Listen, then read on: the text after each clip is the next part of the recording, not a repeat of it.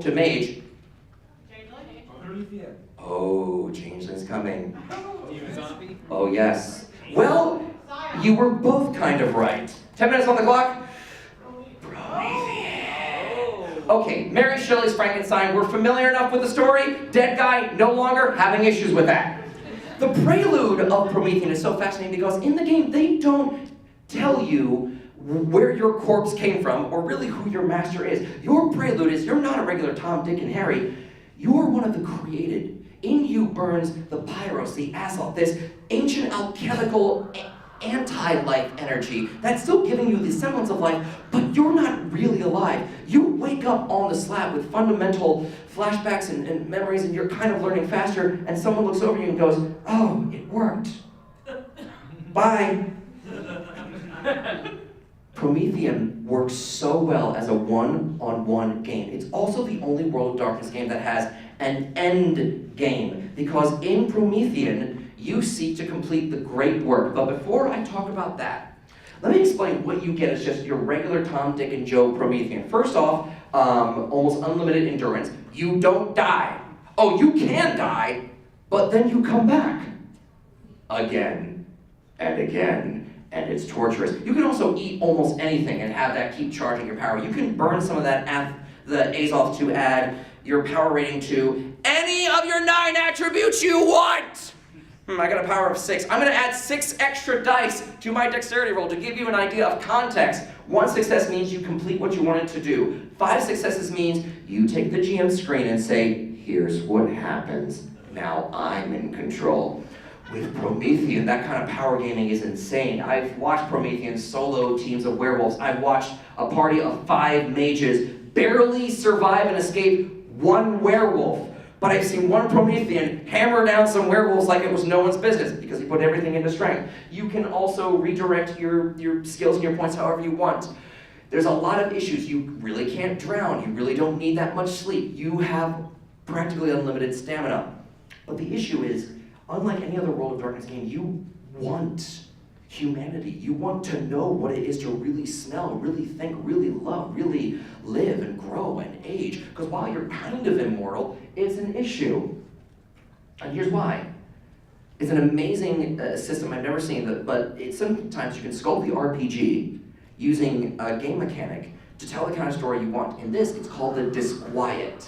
The disquiet makes the Azoth affect people around you negatively. If they fail that wits plus resolve, that composure roll, people just hate you. They gather around and want to burn the witch, get the pitchforks and such. Even at Azoth 1, your disquiet affects an entire apartment building or a whole city block. You ever just run into someone and you instantly hate them? Some kid tries to help an old lady across the street. Get out of here, you old crook! Why did I just do that? I didn't know I was racist against Mexicans. Why did I do that? They just keep walking. You are tragically pushed away from the world that you desperately want to be a part of, but you're not exactly sure how to do it. What kind of Promethean are you going to be? The Frankenstein, need I explain? You were a bunch of corpses, now you're just one corpse. You're run by, I think it's choleric of the 5 humors. A lot of your ancient geometry and sacred geometry and math, and a lot of your old alchemy notes are going to come into this left and right. That's what they love referencing in this game.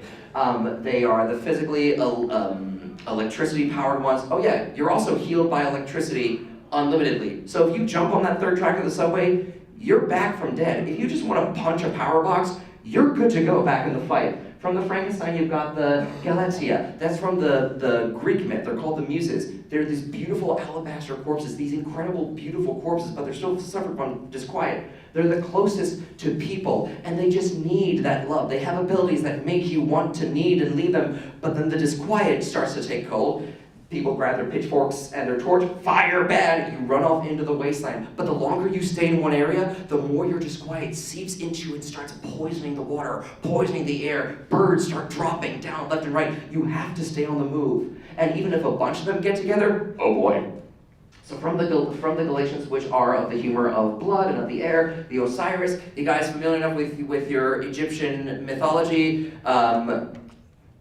One holy dead guy thrown into the water, resurrected by sister, wife. It's Egypt. They had a lot of fun back then.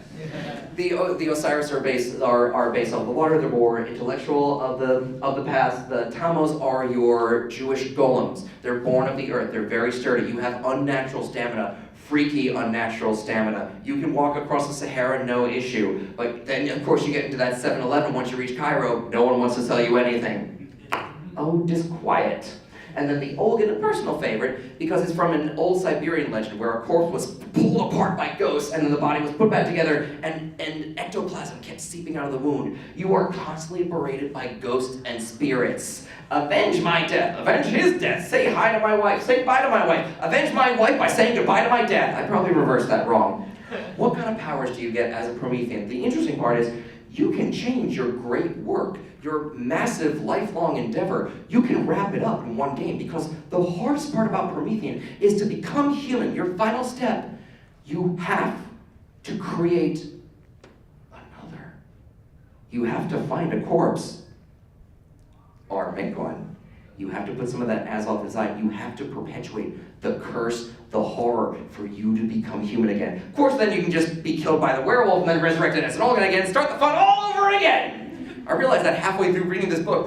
Why do you want to be human if everything is a murder burger? Gold, which are closest to humanities. This is more of the philosophical society. You get powers to dealing with humans, closer to mortality. Deception abilities like mind working and mesmerization, like you do not see me. Copper, the ability of self. These are the guys that wander off into the wasteland and think the hardest about their bodies. They start changing, manipulating their bodies. Metamorphosis, literally what it sounds like. Sensorium, extra sources, a lot like Auspex for vampires, or the other 3 skills that werewolves get.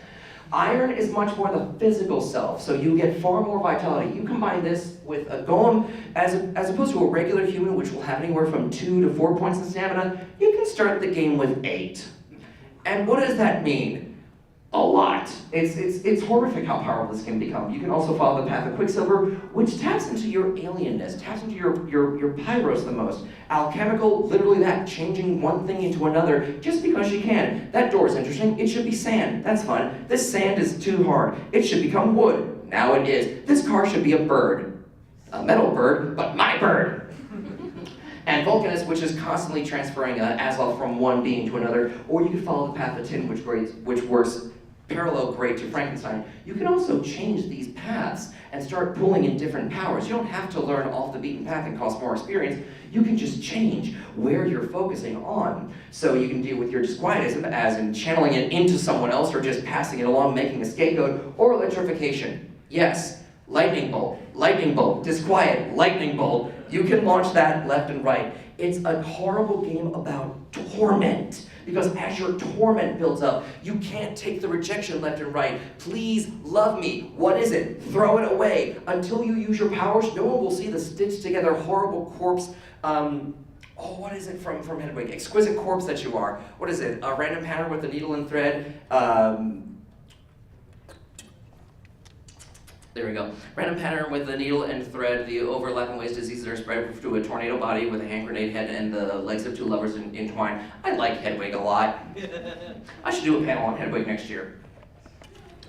Hardest part about being a Promethean is that if you have all these powers, why bother being human? And that's where the 6th path becomes unlocked to you, the Sentimenti, the ones who are vulgar in their transformations. I want shoulder spikes. I want a long lizard tongue that's going to drain the blood out of people for the fun of it. You can also fail and botch creating another Promethean, and that's when you create The Pandoran. Just like Pandora's box, the last thing that came out was hope. Everything before that was all the troubles of the universe. Pandoran may just look like a trash can, it may just be etched into a wall, it may just be living in the ceiling of an old building, and then you walk past your Promethean on your great quest to hunt someone down, and they start awakening, they smell that Azoth, they think, I've got a straw, let's have some fun, children.